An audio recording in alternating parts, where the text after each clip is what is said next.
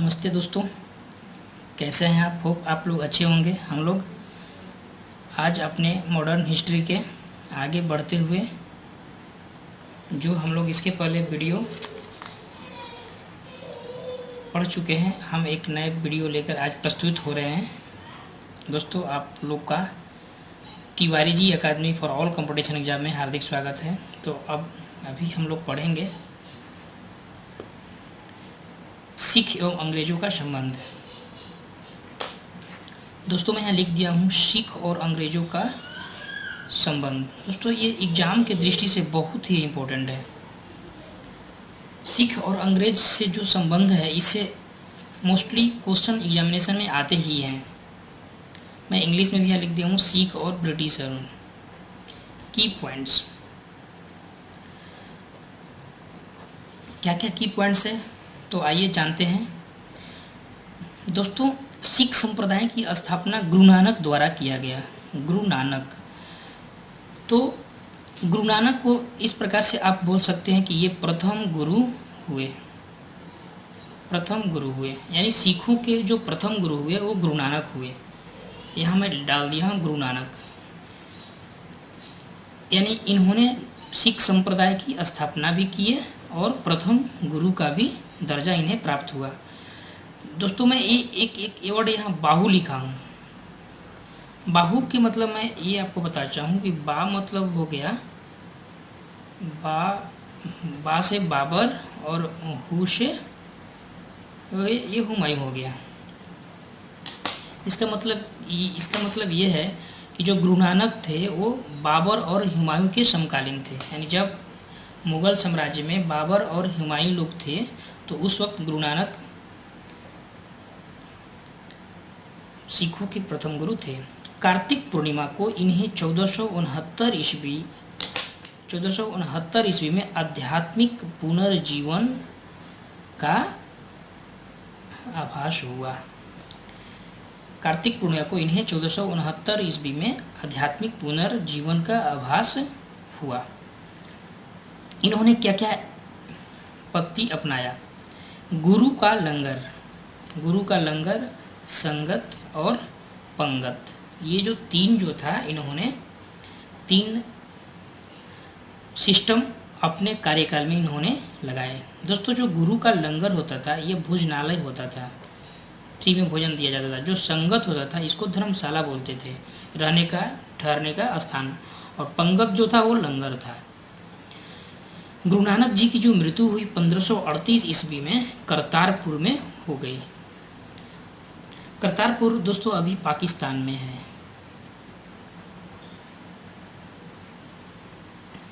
Hope यहाँ तक आप लोगों में को समझने में कोई परेशानी नहीं हुई होगी।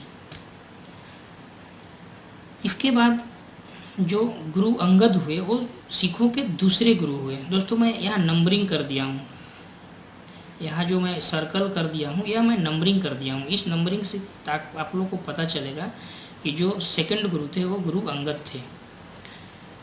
कभी कभी एग्जामिनेशन में क्या करता है कि वो क्रम दे देता है और क्रम से पूछता है कि पहले कौन थे। इसलिए हमें एक बार नंबरिंग कर देने से आपके दिमाग में ये बढ़ जाएगा।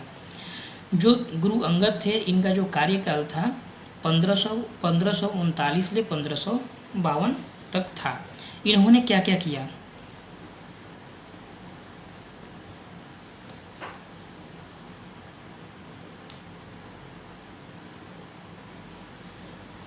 इन्होंने जो लंगर व्यवस्था गुरु नानक द्वारा चलाया गया था उनको इन्होंने अस्थायी कर दिया। पहला काम इन्होंने क्या किया कि लंगर व्यवस्था को अस्थायी कर दिया। इन्होंने गुरुमुखी लिपि, दोस्तों ये बहुत ही इंपॉर्टेंट है, एग्जामिनेशन में पूछता है कि किस सिख गुरु ने गुरुमुखी लिपि को इम्प्लीमेंट किया, मतलब अपने कार्यकाल में चलाया। तो गुरु अंगद ने। इन्होंने दो जो काम था ये बहुत ही इम्पोर्टेंट किए थे। पहला लंगर अस्थायी बना दिया और गुरुमुखी लिपि।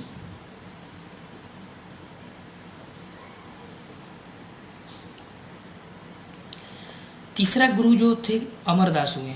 अमरदास, इनका जो कार्यकाल था 1552 से 74 था। इन्होंने लवन पत्ती को अपनाया। लवन पत्ती दोस्तों क्या था कि यह एक हिंदुओं से अलग विवाह करने की पत्ती थी, इसको लवन पत्ती कहते थे।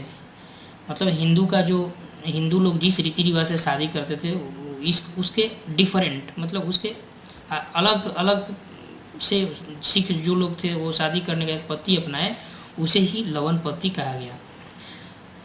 अकबर ने अमरदास से जाकर गोविंदवाल में मिला है। कभी कभी एक इम्पोर्टेंट क्वेश्चन दे देता है कि अकबर ने अमरदास से कहाँ मिले, जो सिखों के तीसरे गुरु थे, तो गोविंदवाल में। इन्होंने अमरदास के जो पुत्री थी बीबी भानी, उनको कई गांव दान में दिए और 500 बीघा जमीन भी दिए थे। इन्होंने 22 गद्दी की स्थापना की। पूछता है एग्जामिनेशन में कि गुरु अमरदास ने कितने गद्दी की स्थापना की, तो 22 गद्दी की स्थापना की। चौथा गुरु हुए रामदास। दोस्तों जो चौथा गुरु मैं यहाँ लिख दिया हूँ, नंबरिंग कर दिया हूँ, नंबरिंग से आप लोगों को कोई कन्फ्यूज़न नहीं होगा कि कौन किस नंबर पर कौन सा गुरु थे। तो ये जो चौथा गुरु हुए रामदास हुए, इनका जो कार्यकाल था 1574 से 81 ईस्वी था। इन्होंने क्या क्या किया कि एक अमृतसर में जलाशय का निर्माण करवाया, जिसको अमृतसर नगर भी कहा गया। अमृतसर तालाब भी बोला जाता है। और इन्होंने अमृतसर नगर की भी स्थापना की। इन्होंने गुरु पद को पैतृक बना दिया। सबसे इम्पोर्टेंट काम इन्होंने क्या किया कि गुरु पद को पैतृक बनाया, मतलब पिता के जो पुत्र होंगे वो गुरु हो जाएंगे। इन्होंने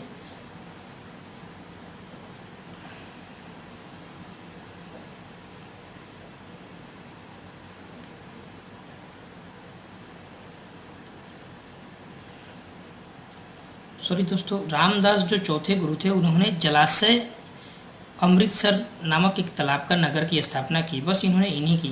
मैं गलती से गुरु पद वाला मैं रामदास ने बोल दिया, इसको आप लोग रेक्टिफाई कर लीजिएगा,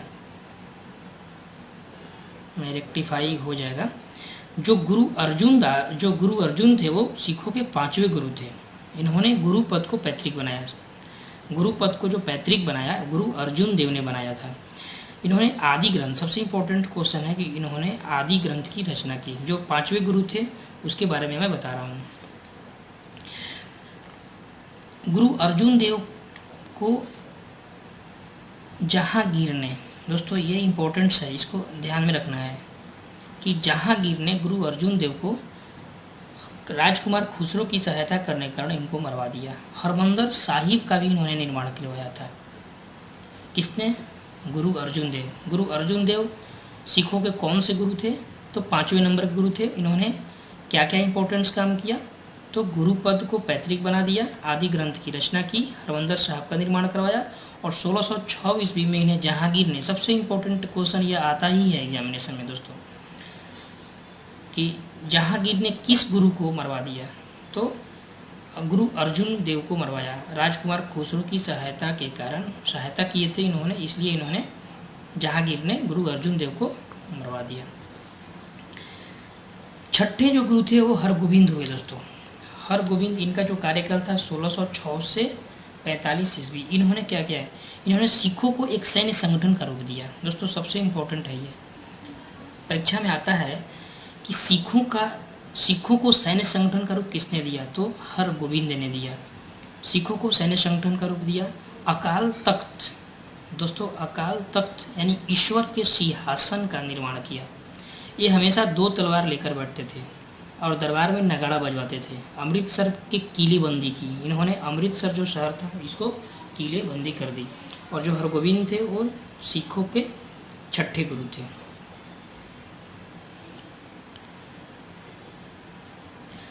सातवें जो गुरु आए हरराय 7 आए। दोस्तों जो हरराय 7 थे वो 7वें गुरु थे। इनका जो कार्यकाल था 1645 से 1660 तक था। इन्होंने दारा सिखों को सिर्फ आशीर्वाद दिया, ज़्यादा कुछ इन्होंने नहीं किया। इनका जो कार्यकाल था लंबा तो था, लेकिन इनके बारे में ज़्यादा डिस्कशंस नहीं है। ये उसके बाद जो 8वें गुरु थे हरकिशन थे। हरकिशन का मृत्यु चेचक से हो गया था। ये दोस्तों पूछता है कि किस सिख गुरु का जो मृत्यु था वो चेचक से हो गया था, तो हरकिशन जो 8वें नंबर के गुरु थे उनका जो मृत्यु चेचक से हो गया था। इन्होंने गुरु पद के बारे में औरंगजेब को समझाया।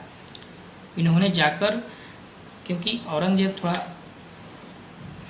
कट्टर इस्लामी शासक था, तो गुरु पद के बारे में औरंगजेब को जाकर इन्हें समझाना पड़ा कि भाई देखिए गुरु बनते ही बहुत सारा जो है बहुत हटके पब्लिक के काम से पब्लिक और गुरु पद बनते ही काफ़ी डिफरेंस आ जाते हैं। 9वें गुरु जो थे दोस्तों गुरु तेग बहादुर थे। गुरु तेग बहादुर सिखों के 9वें गुरु हुए। दोस्तों मैं यहाँ नंबरिंग कर दिया हूँ, एक बार आप लोग ध्यान से इसको देख लीजिएगा। इन्होंने इस्लाम को एक्सेप्ट नहीं किया। इन्होंने इस्लाम को एक्सेप्ट नहीं किया। औरंगजेब का कहना था कि आप इस्लाम को एक्सेप्ट कीजिए, लेकिन गुरु तेग बहादुर बोले कि मैं इस्लाम को एक्सेप्ट नहीं करूँगा। इस मेन रीज़न यही था दोस्तों, जो मेन रीज़न था यही था। जब इन्होंने इस्लाम को एक्सेप्ट नहीं किया तो औरंगजेब ने इन्हें मरवा दिया। कहाँ मरवा दिया? दिल्ली में मरवा दिया। दिल्ली में शीशगंज एक गुरुद्वारा है, वहाँ शीशगंज के पास एक गुरुद्वारा है। उसी गुरुद्वारा के पास इन्होंने औरंगजेब ने गुरु तेग बहादुर को दोस्तों मरवा दिया।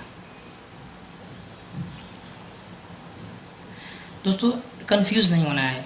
गुरु अर्जुन देव को किसने मराया? तो जहांगीर ने मरवाया। अर्जुन में भी ज है और जहांगीर में भी ज है। एक एक्रोनिम बनाइए दोस्तों, एक्रोनिम बनाइएगा तो इससे अधिक याद होगा। एक्रोनिम से क्या होगा कि आपको याद अच्छी होगा। जैसे जहांगीर में अगर हम यहाँ लिखते हैं जहांगीर तो अर्जुन ज का कंसेप्ट आ रहा है। तेग बहादुर और औरंगजेब दोनों में ब का कंसेप्ट आ रहा है। तो गुरु तेग बहादुर को किसने मरवाया? तो औरंगजेब में। नहीं, दोनों में ब आना चाहिए। यहाँ भी ब आ रहा है, यहाँ भी ब आ रहा है।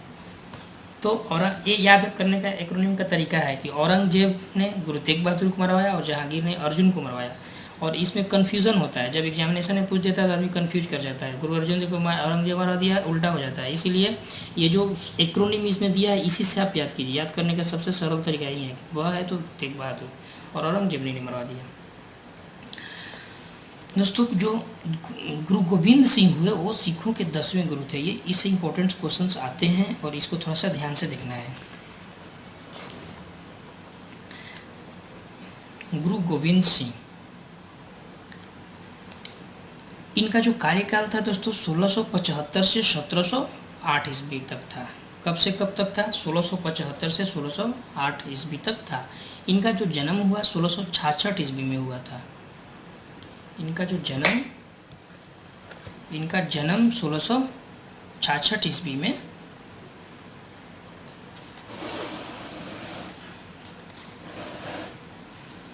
इनका जो जन्म हुआ 1666 ईस्वी में पटना में हुआ। कहाँ हुआ? पटना में हुआ। गुरु गोविंद सिंह कौन सा सिखों के गुरु थे? तो 10वें गुरु थे। और इनका जो जन्म था 1666 ईस्वी में कहाँ हुआ? पटना में हुआ। ये अंतिम गुरु थे। पूछता है कि सिखों के अंतिम गुरु कौन थे? तो गुरु गोविंद सिंह। इनका निवास स्थान आनंदपुर साहिब था और कार्यस्थली पावोता थी। दोस्तों कभी कभी एग्जाम पूछ देता है कि गुरु गोविंद सिंह की जो कार्यस्थली थी वो कहाँ थी? वो पावोता में थी। और जो निवास स्थान था आनंदपुर साहिब था। इन्होंने अपने को सच्चा पातशाह कहा। दोस्तों पूछता है कि किस सिख गुरु ने अपने को सच्चा पातशाह कहा? तो गुरु गोविंद सिंह ने। सिखों के लिए 5 कक्कर, इन्होंने सिखों के लिए 5 कक्कर कंपलसरी कर दिया, अनिवार्य कर दिया। और इन्होंने बोला कि सभी अपने नाम के अंत में सिंह शब्द को ऐड करें। किसने बोला? गुरु गोविंद सिंह ने बोला। क्योंकि बोले कि सब लोग अपने नाम के अंत में सिंह शब्द ऐड करें। इनके जो 2 पुत्र थे, इनके दो पुत्रों को मुगल फौजदार, किसने? मुगल फौजदार वजीर खान ने। दोस्तों कभी कभी एग्जाम पूछ देता है किस सिख गुरु के 2 पुत्रों को किस मुगल फौजदार ने चिनवा दिया था? दीवार में चिनवा दिया था दोस्तों। तो वजीर खान ने गुरु गोविंद सिंह के 2 पुत्रों को दीवार में चिनवा दिया था। इन्होंने खालसा पंथ की स्थापना की। दोस्तों खालसा पंथ था। तो पूछता है कि खालसा पंथ की स्थापना किसने की? तो गुरु गोविंद सिंह ने की। इन्होंने पाहुल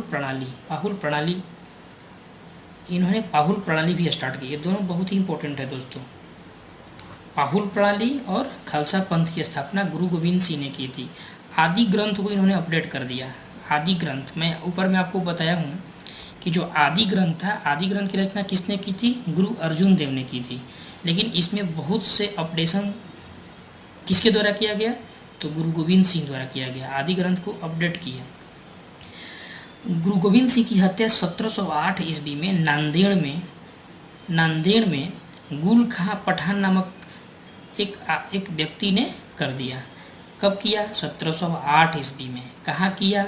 नांदेड़ में किया। किसने किया? गुल खां पठान। एक पठान था जिसका नाम था गुल खां। उसने क्या किया कि 1708 ईस्वी में नांदेड़ में गुरु गोविंद सिंह की हत्या कर दी। इसके बाद दोस्तों एक बंदा बहादुर आता है। आइए बंदा बहादुर के बारे में देख लेते हैं।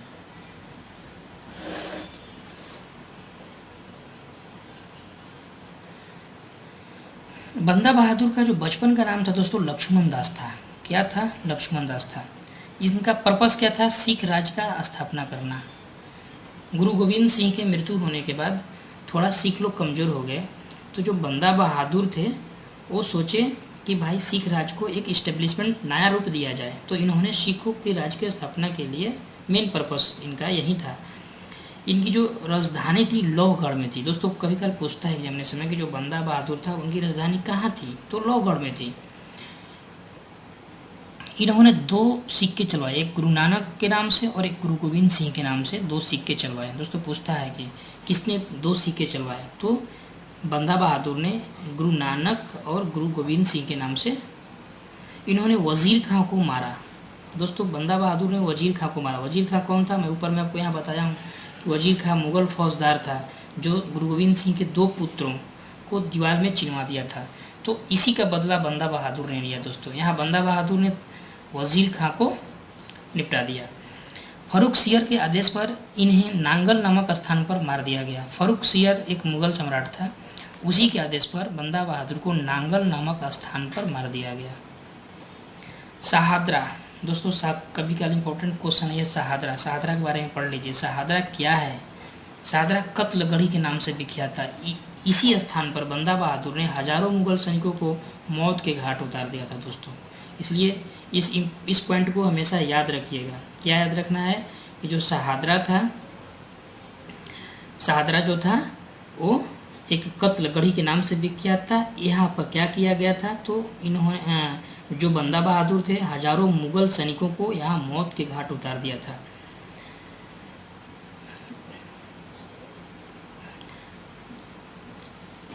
इसी के चैप्टर में एक आता है दोस्तों मिसल। मिसल एक अरबी वर्ड है जिसका अर्थ होता है सामान। इसके बाद जो दल खालसा था वो 12 भागों में डिवाइड था। रंजीत सिंह कौन थे दोस्तों? रंजीत सिंह जो थे वो लाहौर के शासक थे। ये सुकर चकिया मिसल से संबंधित थे। इन्होंने अमृतसर की संधि की। और दल खालसा की स्थापना किसने की थी या किससे रिलेटेड था? तो जस्सा सिंह अहलुवालिया। पूछता है कभी कभी एग्जामिनेशन में कि जो दल खालसा था उसका किससे रिलेशन था? तो जस्सा सिंह अहलुवालिया। और रंजीत सिंह जो लाहौर के शासक थे वो किस मिसल से रिलेटेड थे? तो सुकर चकिया मिसल से रिलेटेड थे। ये पूछता है। मिसल कितने दल में डिवाइड था? तो 12 दल में डिवाइडेड था दोस्तों। तो इस प्रकार से ये हुआ।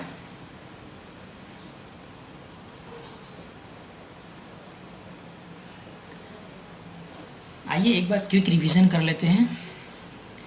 सिख संप्रदाय की स्थापना गुरु नानक द्वारा किया गया, जो प्रथम गुरु थे। ये बाबर और हुमायूं के कार्यकाल के दौरान थे। इन्हें कार्तिक पूर्णिमा को 1469 ईस्वी में आध्यात्मिक पुनर्जीवन का आभास हुआ। इन्होंने गुरु का लंगर संगत पंगत इस्टेब्लिश की। इनकी मृत्यु 1538 ईस्वी में करतारपुर में हुआ, जो करतारपुर अभी कहाँ है? पाकिस्तान में है। जो सेकंड गुरु थे गुरु अंगद थे। इन्होंने लंगर को स्थायी कर दिया और गुरुमुखी लिपि का प्रतिपादन किया। फिर तीसरा जो गुरु थे अमरदास थे। इन्होंने लवन पत्ती अपनाया। अकबर इनसे गोविंदवाल में मिले। इन्होंने अकबर ने अमरदास के पुत्री को बीबी भानी जिनका नाम था कई गांव दान में दिए। इन्होंने 22 गद्दी की स्थापना की थी। रामदास जो चौथे थे वो जलाशय अमृतसर नामक एक नगर को स्थापना किए। जो गुरु अर्जुन थे इन्होंने गुरु पद को पैतृक बना दिया। आदि ग्रंथ की रचना की। हरमंदर साहब का निर्माण किया 1606 में। इसमें जहांगीर ने मरवा दिया। छठे गुरु हरगोविंद हुए। इन्होंने सिखों के सैन्य संगठन का रूप दिया। अकाल तख्त ईश्वर के सिंहासन का निर्माण 2 तलवार लेकर बैठते थे। दरबार में नगाड़ा बजवाते थे दोस्तों। जो 7वां गुरु थे हर राय हुए। इन्होंने अमृतसर की किलेबंदी कर दी। दारा सिखों का आशीर्वाद दिया। हरकिशन दोस्तों जो हरकिशन थे इनकी मृत्यु चेचक से हो गई। गुरु तेग बहादुर को औरंगजेब ने मरवा दिया। इस्लाम एक्सेप्ट नहीं किए। गुरु गोविंद सिंह के बारे में, इनका जन्म 1666 में पटना में हुआ। ये अंतिम गुरु थे। इनका निवास स्थान आनंदपुर साहिब था। कार्यस्थली पावता थी। सिखों के लिए 5 का कर इन्होंने निवास कर दिया। शब्द और नाम के अंत में इन्होंने सिंह शब्द जोड़ना अनिवार्य कर दिया। इनके 2 पुत्रों को मुगल फौजदार वजीर खान ने दीवार में चिनवा दिया। इन्होंने खालसा पंथ की स्थापना की और पाहुल प्रणाली लगाई। इनकी हत्या 1708 ईस्वी में नांदेड़ में गुल खां पठान नामक एक पठान ने कर दिया। बंदा बहादुर इनका बचपन का नाम लक्ष्मण दास था। इनका प्रवास क्या था? सिख राज की स्टेब्लिशमेंट करना। इनकी राजधानी कहाँ था? लोहगढ़ था। इन्होंने 2 सिक्के चलवाए। किस किस नाम से? गुरु नानक और गुरु गोविंद। शाहदरा कत्लगढ़ी के नाम से विख्यात है। यहाँ पर बंदा बहादुर ने हजारों मुगल सैनिकों को मारा। मिसल का अर्थ होता है समान, यह अरबी शब्द है। दल खालसा किससे रिलेटेड है? जो 12 भाग में विभाजित था। जसा सिंह अहलुवालिया। रंजीत सिंह कौन थे? तो लाहौर के शासक थे। यह किस मिसल से रिलेटेड थे? सुकचकिया मिलर से रिलेटेड थे। यह अमृतसर की संधि इन्होंने की। आइए दोस्तों एक बार इसको देख लेते हैं कि इम्पोर्टेंट संधि जो था किसके किसके बीच में था। लाहौर की संधि 1846 ईस्वी में हुआ। भैरोवाल की संधि 1846 ईस्वी में। इम्पोर्टेंट वार है दोस्तों। ये एग्जामिनेशन में पूछता है। इम्पोर्टेंट जो वार है एग्जामिनेशन में पूछता है। कैसे एग्जाम पूछता है इसको आके देख लेते हैं। प्रथम आंग्ल सिख युद्ध दोस्तों। प्रथम आंग्ल सिख युद्ध मतलब अंग्रेजों और सिख, जो प्रथम अंग्रेज और सिख के बीच युद्ध हुआ कब हुआ? 1845 ले 46। दोस्तों इसको आप लिंक कीजिए। लिंक कैसे करना है?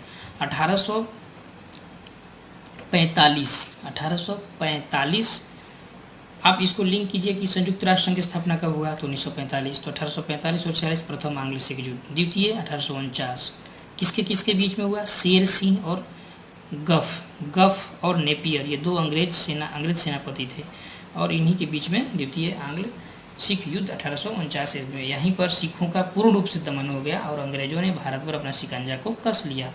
तो ये जो 2 इम्पोर्टेंट वार है दोस्तों, इसमें प्रथम आंग्ल सिख युद्ध जब अगर आएगा तो आप इसको यूएनओ से लिंक कीजिए, क्योंकि लिंक करने से ही याद होगा। तो 1845 और 46 में हुआ तो 1945 से कनेक्ट कर लीजिए। जो द्वितीय है वो 1849 ईस्वी में हुआ। किसके किस पे बीच में हुआ था? शेर सिंह गफ नेपियर के बीच में हुआ था। इस प्रकार से रहा दोस्तों ये। दोस्तों मैं एक चीज़ और जानता हूँ, एक चीज़ और आप लोग के लिए एक अच्छा चीज़ ये मैं लाया हूँ कि ये तो मॉडर्न हिस्ट्री का चैप्टर चल ही रहा है, इसके साथ ही मैं विविध भी स्टार्ट करूँगा और विविध में आप लोगों को मेन जो इम्पोर्टेंट क्वेश्चन उसको मैं बताते चलूँगा। 2 मिनट लगेंगे, इसलिए घबराने की बात नहीं है, लेकिन जो बहुत इंपॉर्टेंट और ये आपके रिपीट होते चल जाएगी एग्जामिनेशन की दृष्टि से बहुत ही ये इम्पोर्टेंट है दोस्तों।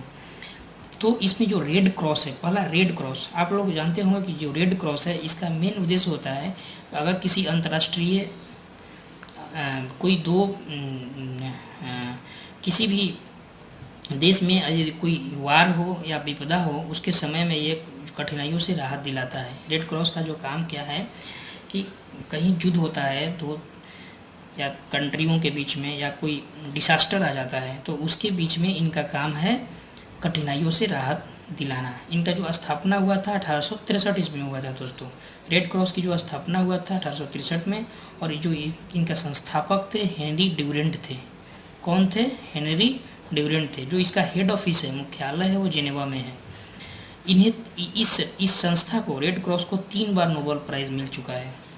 और प्रति वर्ष 8 मई को हम लोग रेड क्रॉस डे मनाते हैं। ये बहुत ही इम्पोर्टेंट पॉइंट्स है और ये एग्जामिनेशन में पूछता है। एग्जामिनेशन में क्या पूछता है कि जो रेड क्रॉस का जो मुख्यालय है वो कहाँ है, तो जिनेवा।